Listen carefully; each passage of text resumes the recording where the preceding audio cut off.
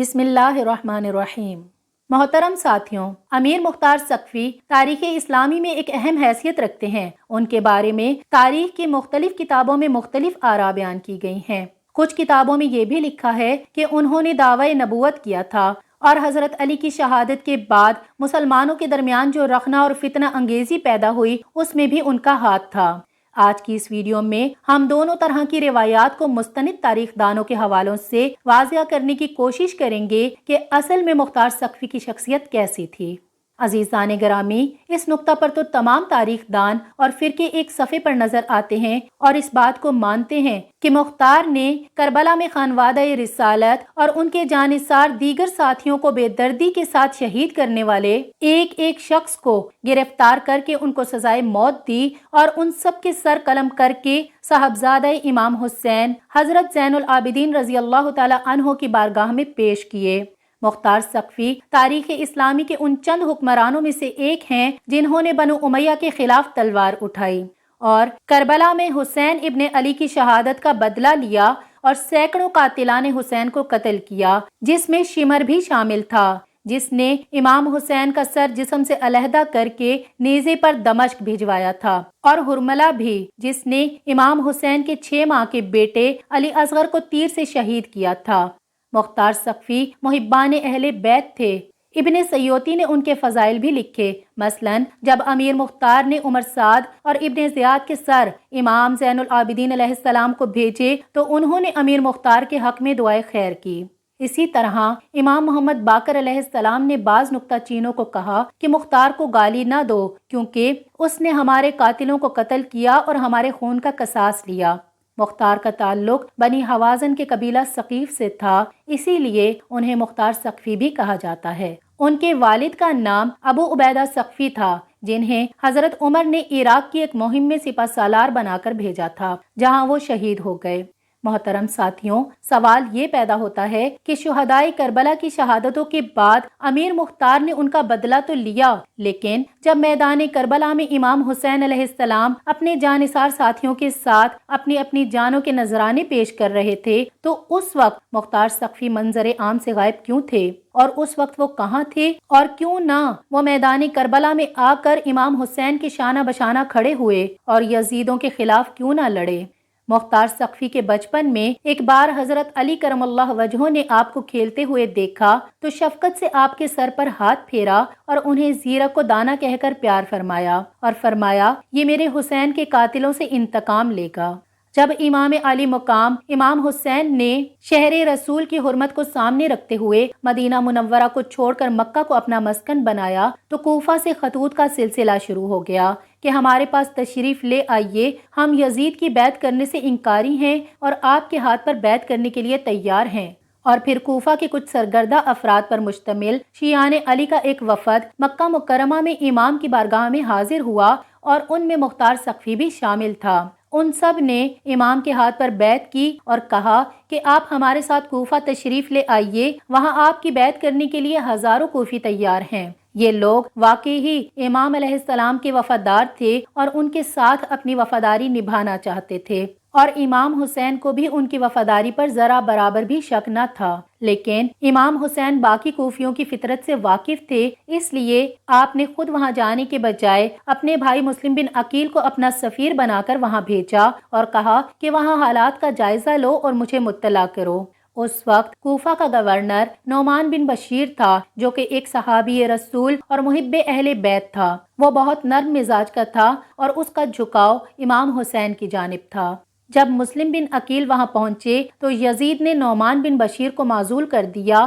اور ایک نسبتاً سخت اور شفاق انسان ابن زیاد کو وہاں کا گورنر لگا دیا۔ ابن زیاد نے گورنر بنتے ہی سب سے پہلے ان تمام لوگوں کو گرفتار کیا اور پابند سلاسل کیا اور ان کو کڑی سے کڑی سزائیں دیں جو امام حسین علیہ السلام کے پاس مکہ مکرمہ میں اپنے خطوط لے کر پہنچے تھے، اور مختار سقفی بھی انہی میں شامل تھے۔ مختار سقفی نے چونکہ مسلم بن عقیل کو کوفہ پہنچتے ہی اپنے گھر پر ٹھہرایا اور ان کی خوب آؤ بھگت کی تھی اور ان کے ہاتھ پر بہت سے لوگوں کی بیعت بھی کروائی تھی۔ مختار سقفی ابن زیاد کی نظروں میں آ چکا تھا، چنانچہ ابن زیاد نے سب سے پہلے مختار سقفی کو ہی پابند سلاسل کیا۔ تاریخ میں قیدیوں کی یہ تعداد کئی لاکھ لکھی ہوئی ہے۔ یعنی کوفے کے اہل بیت سے محبت کرنے والوں کو قید کر کے عبداللہ بن زیاد نے ایسے دین فروش افراد کے سپرد کوفہ کر دیا جنہوں نے امام حسین کے بھیجے ہوئے اپنے خاص سفیر اور تایہ زاد بھائی مسلم بن عقیل کو یکو تنہا کر دیا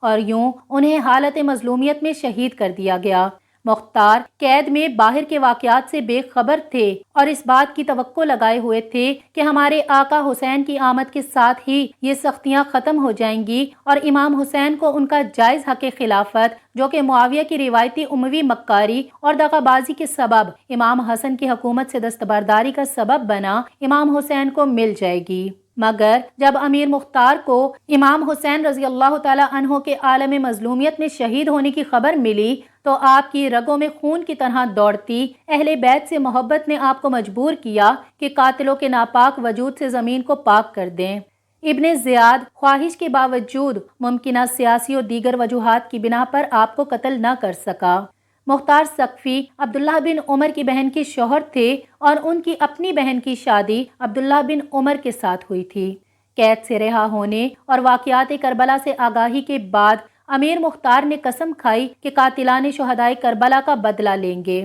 پہلے مختار ثقفی نے عبداللہ بن زبیر کے خروج میں ان کا ساتھ دیا، مگر جب عبداللہ بن زبیر نے حجاز میں اپنی خلافت قائم کر لی تو ان سے اختلافات پیدا ہو گئے اور وہ مدینہ سے کوفہ چلے گئے، وہاں اپنی تحریک کو منظم کیا اور 685 ہجری میں خروج کیا۔ اس وقت ان کے ساتھ ابراہیم بن مالک اشتر بھی مل گئے جو کہ ایک مشہور جنگجو تھے اور ان کے پاس اپنی کچھ فوج بھی تھی۔ انہوں نے بصرہ اور کوفہ میں جنگ کی اور بے شمار قاتلان شہدائے کربلا سے بدلہ لیا، جن میں عمر بن سعد، حرملہ، شمر ابن زیاد اور سنان بن انس وغیرہ شامل تھے۔ جب ابن زیاد کا سر کاٹ کر امام زین العابدین کی خدمت میں بھجوایا گیا تو اسے دیکھ کر انہوں نے اہل بیت کو سوگ ختم کرنے کا کہا۔ حضرت امام جعفر صادق علیہ السلام نے فرمایا کہ جب تک مختار نے امام حسین علیہ السلام کے قاتلوں کا سر نہیں بھیجا، بنی ہاشم کی کسی خاتون نے سر میں کنگھی اور خضاب نہیں لگایا۔ اور آیت اللہ عظمی سید ابو القاسم خو رحمۃ اللہ علیہ نے اس روایت کو صحیح بیان کیا ہے۔